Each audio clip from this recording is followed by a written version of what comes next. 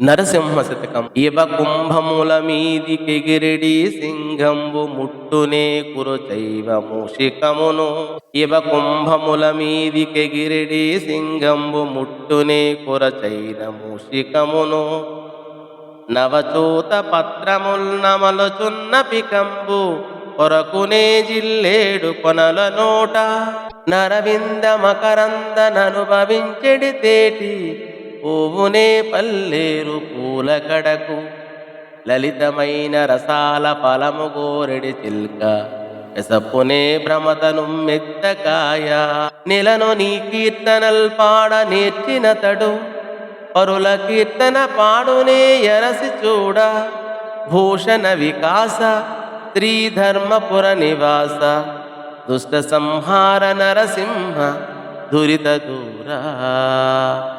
శోభామయమగు ధర్మపురమున వసించు ఓ నరసింహస్వామి, నీవు దివ్యాభరణములతో ప్రకాశించువాడవు, పాపములను పారద్రోలువాడవు, దుష్టులను శిక్షించువాడవు.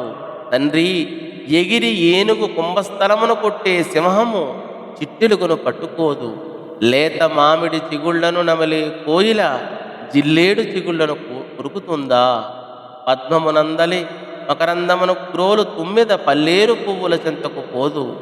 తీయని మామిడి పండ్లను తిను చిలుక ఉమ్మెత్తకాయలను తినదు.